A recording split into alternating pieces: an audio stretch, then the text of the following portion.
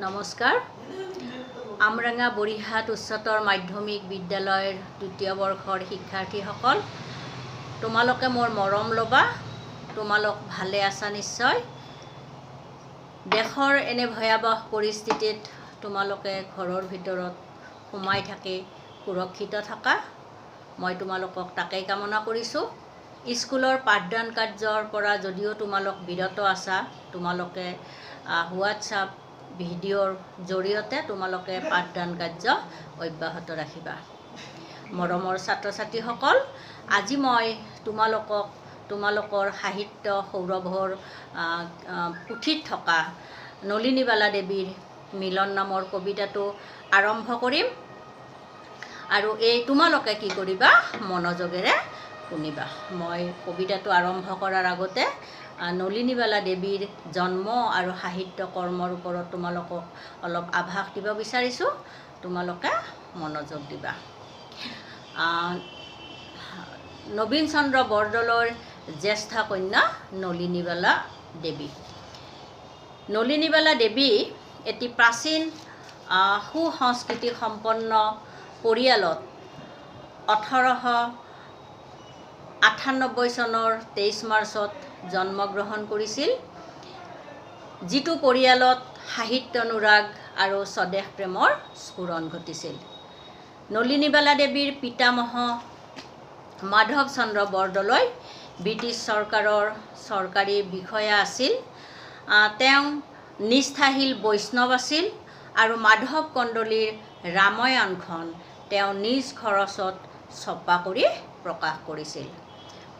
কৰ্মবীৰ নবীন চন্দ্ৰ বৰদলৈ হিন্দু ধৰ্ম আৰু হিন্দু দৰ্শনত বিশ্বাসী আছিল। নবীন চন্দ্ৰ বৰদলৈৰ ভজন, বৰগীত আদি তেওঁৰ ভাল বুৎপত্তি থকাৰ উপৰিও তেওঁ এজন কংগ্ৰেছৰ অপ্ৰতিদ্বন্দ্বী নেতা আছিল। নলিনীবালা দেৱীৰ আইতাকো বুঢ়ী মাকো বৈষ্ণৱ গীত মাত ভজন আদিতো কি আছিল, পাকৈত আছিল। নলিনীবালা দেৱীৰ এনে পৰিৱেশত জন্মগ্ৰহণ কৰি তেওঁৰ চৰিত্ৰ আৰু ব্যক্তিত্ব গঠনত বিশেষভাৱে কি কৰিছিল, সহায়ক হৈছিল। অতি কম দিনত বাল্যকালতে নলিনীবালা দেৱীৰ বিবাহ হৈছিল, কাৰণ সেই সময়ত বাল্য বিবাহৰ প্ৰচলন আছিল। নলিনীবালা দেৱীৰ স্বামীৰ নাম আছিল জীৱেশ্বৰ চাংকাকতি।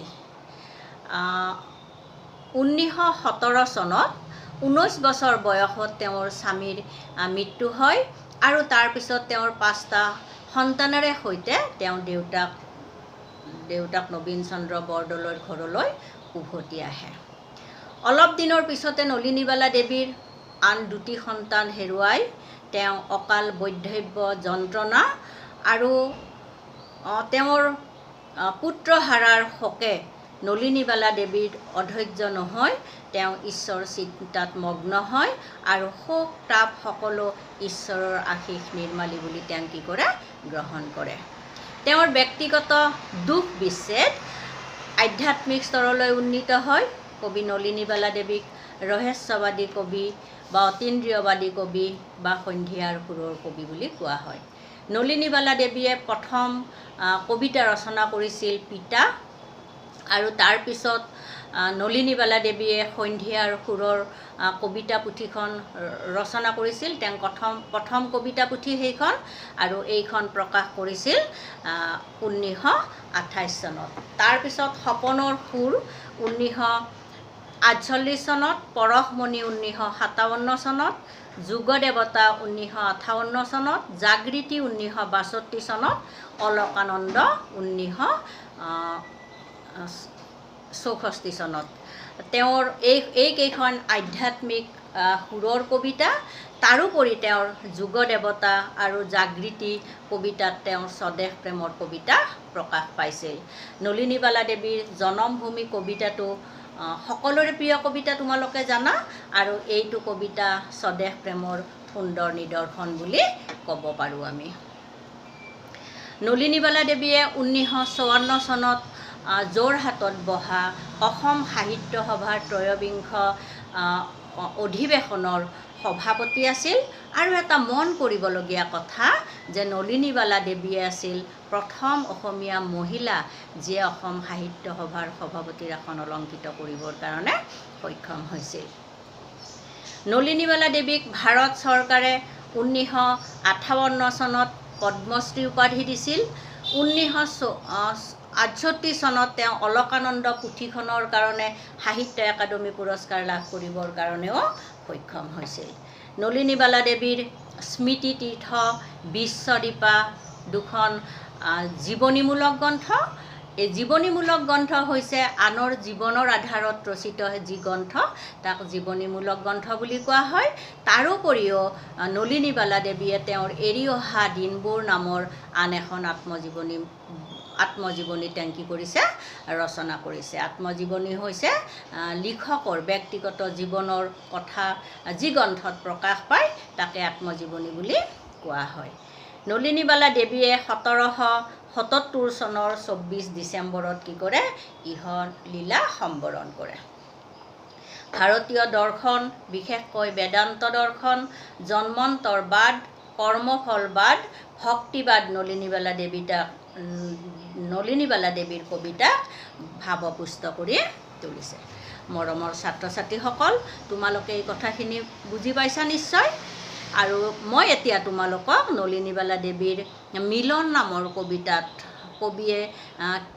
কবিৰ মূল ভাৱখিনি মই প্ৰকাশ কৰিবৰ কাৰণে যত্ন কৰিম। তোমালোকে মনোযোগেৰে শুনিবা। কবিতাটিত কবিৰ আধ্যাত্মিক চেতনা অনুৰণিত হৈছে। কবিয়ে পৰম আৰাধ্যজনৰ অস্তিত্ব পৃথিৱীৰ সকলো বিষয়ৰ মাজতে কি পাইছে বিচাৰি পাইছে।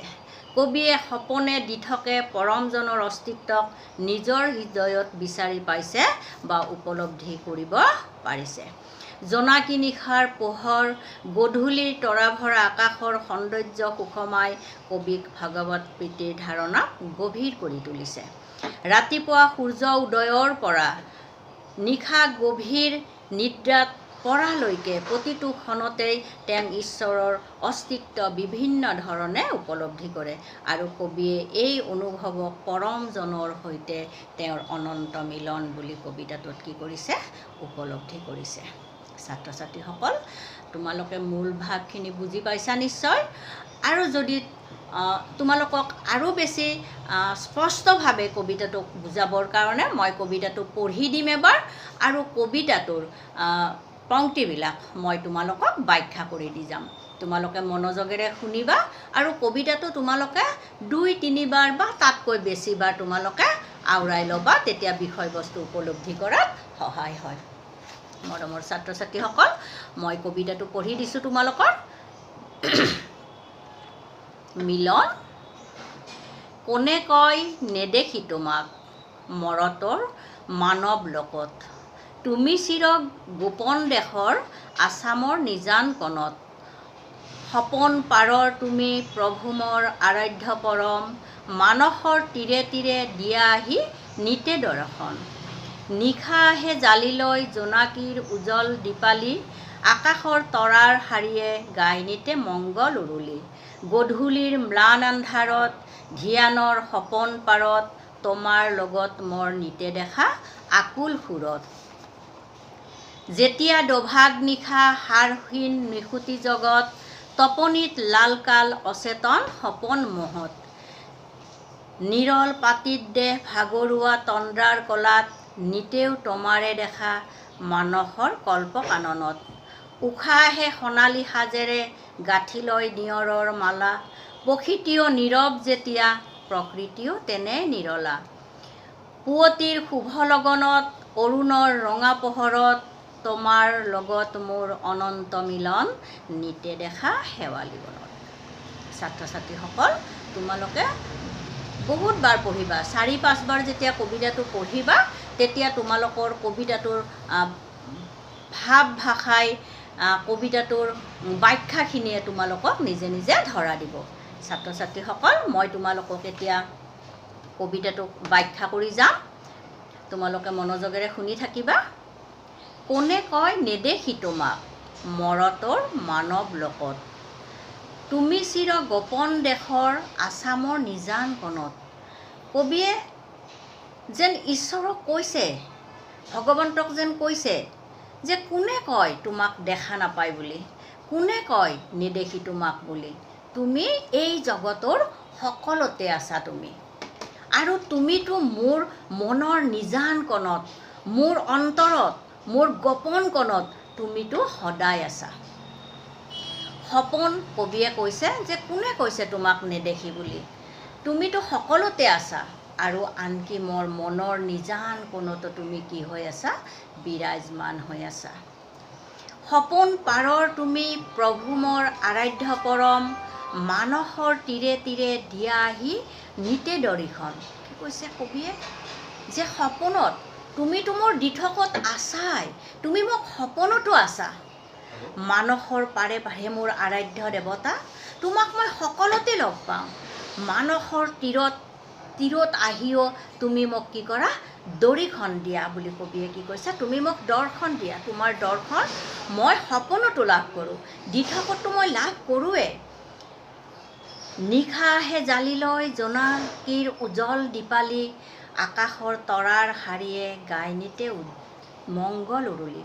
কবিয়ে কি কৈছে, যেতিয়া নিশাৰ জোনাকী পোহৰ হয়, নিশাৰ জোনাকৰ পোহৰে যেতিয়া পোহৰাই তোলে, সেই পোহৰখিনিকো কবিয়ে আৰু কি কৈছে, গধূলিৰ তৰাৰ শাৰীৰ যিটো জিলিয়নি, তাৰ মাজতো কবিয়ে ঈশ্বৰে মংগল আৰতি গায় বুলি কৈছে। কবিয়ে তেওঁক দেখা পায় বুলি কৈছে। গভীৰ নিশাৰ আন্ধাৰত পোহৰৰ মাজে মাজে কবিয়ে ঈশ্বৰক দেখা পায়, আৰু গধূলিৰ তৰা ভৰা আকাশৰ শাৰীটো তেওঁ ঈশ্বৰক দেখা পায় বুলি কৈছে। গধূলিৰ ম্লান আন্ধাৰত ধ্যানৰ সপোন পাৰত, তোমাৰ লগত মোৰ নিতে দেখা আকুল বনত। সেই গধূলিৰ চকামকা আন্ধাৰখিনিৰ মাজতো, সেই ধ্যানৰ পৰৰ সময়খিনিতো তুমি যেন মোক চতামতাকৈ আহি দেখা দিয়া, তোমাক মই দেখা পাওঁ, আৰু সেই নিতে দেখা আকুল বনত, নিতে দেখা আকুল বনৰ মাজত মই তোমাক কবিয়ে কি পাইছে, দেখা পায় বুলি কৈছে। দৰ্শন হয়, তোমাৰ লগত মোৰ সাক্ষাৎ হয় বুলি কৈছে কবিয়ে। যেতিয়া দুভাগ নিশা সাৰহীন নিখুঁটি জগত, কবিয়ে নিখুঁটি বুলি ইয়াতে কি বুলি কৈছে, যে নিতাল মাৰি থকা জগতখন যেতিয়া দুভাগ নিশা সাৰহীন হৈ থাকে, টোপনিত লালকাল অচেতন সপোন মহত, টোপনিত লালকাল হৈ টোপনিৰ সপোন ৰাজ্যত বিভোৰ হৈ থাকে অইনে সময়খিনিত, তেতিয়াও তুমি মোক কি কৰা, দেখা দিয়াহি। নিৰল পাতিত দেহ ভাগৰুৱা তন্দ্ৰাৰ কলাত, নিতেও তোমাৰে দেখা মানসৰ কল্প কাননত, আৰু মই তোমাক নিতে লগ পাওঁ সেই মানস সৰোবৰৰ কল্প কাননত। তোমাক মই যেন সদায় কি পাওঁ, দেখা পাওঁ, তোমাৰ লগত যেন মোৰ সদায় সাক্ষাৎ হয় বুলি কবিয়ে কৈছে। উষা আহে সোণালী সাজেৰে গাঁঠি লয় নিয়ৰৰ মালা। কবিয়ে কি কৈছে, উষা মানে ডোক মোকালিতে, উষাৰ পোহৰত ডোক মোকালিতে মানে ঢল পুৱাতে কি হয়হে বুলি কৈছে, সোণালী সূতাৰ মালা লৈ নিয়ৰ আহে বুলি কৈছে। যে নিয়ৰ, সোণালী সূতাৰ মালা লৈ নিয়ৰ আহে, নিয়ৰী দেৱীয়ে সোণালী সূতাৰ মালা গাঁঠি সেই ডোক মোকালিতে আহে। প্ৰকৃতিও নীৰৱ তেতিয়া, প্ৰকৃতিও নীৰৱ তেনেই নিৰলা, আৰু প্ৰকৃতিখনো তেনেই নিৰলা হৈ থাকে, শান্ত শিষ্ট পৰিৱেশ হৈ থাকে, প্ৰকৃতিও নীৰৱে শুই থাকে। কিন্তু তেতিয়াও কি হয়, উষাৰ সোণালী পোহৰত নিয়ৰৰ মালা গাঁঠি লৈ তুমি আহা। পুৱতিৰ শুভ লগনত, অৰুণৰ ৰঙা পোহৰত, পুৱতিৰ শুভ লগনত, সেই ৰাতিপুৱাৰ শুভ মুহূৰ্তখিনিত, আৰু অৰুণৰ মানে বেলিৰ সূৰ্যৰ পোহৰত তুমি কি কৰা, আহি মোক দেখা দিয়া। কবিয়ে কি কৈছে, আকৌ মই পঢ়ি দিছোঁ এবাৰ, কিমান অন্তৰ চুই যোৱা শব্দ চোৱা। পুৱতিৰ শুভ লগনত, অৰুণৰ ৰঙা পোহৰত, তোমাৰ লগত মোৰ অনন্ত মিলন, নিতে দেখা শেৱালী বনত। সেই পুৱতিৰ শুভ লগনখিনিত যেতিয়া সবেই নিশ্চুপ হৈ থাকে, প্ৰকৃতিও শুই থাকে, জগতখন তেনেই নিৰলা, কেৱল অৰুণৰ ৰঙা পোহৰহে অলপ উজলি উজলি উঠে, আৰু তেতিয়াই তোমাৰ লগত মোৰ কি হয়, অনন্ত মিলন হয়, কোনেও নেদেখা মোৰ গোপন কণত। আৰু কবিয়ে তাকে কি কৈছে, তোমাৰ লগত মোৰ অনন্ত মিলন, নিতে দেখা শেৱালি বনত। আৰু সদায় লগ পাই থকা সোণালী বনখনত, শেৱালি বনজোপাৰ তলত যেন তোমাৰ আৰু মোৰ গোপন দেখা দেখি হয়। ছাত্ৰ ছাত্ৰীসকল, কবিয়ে এই জগতৰ ঈশ্বৰজনক বিচাৰি পাব জানিলে, কবিয়ে বিচাৰি পাইছিল কাৰণে তেওঁৰ হৃদয়তে তেওঁ উপলব্ধি কৰিবৰ কাৰণে সক্ষম হৈছিল, হৃদয়তে বিচাৰি পাইছিল। ছাত্ৰ ছাত্ৰীসকল, ইয়াৰো পাঠত থকা প্ৰশ্নবিলাক মই কবিতাটো বুজাই যোৱাৰ মাজতে সোমাই আছে, আৰু তোমালোকে এই পাঠত থকা প্ৰশ্নবিলাক, 1 নম্বৰ প্ৰশ্নবিলাক, দীঘলীয়া প্ৰশ্নবিলাক সুন্দৰকৈ লিখি বহীত উলিয়াই ল'বা। আৰু যদি তোমালোকে মোক দেখুওৱা, মই চাই দিম তোমালোকক, আৰু যদি কিবা বুজি নোপোৱা তোমালোকে মোক পুনৰবাৰ সুধিবা। ধন্যবাদ। আজিলৈ ইমানে।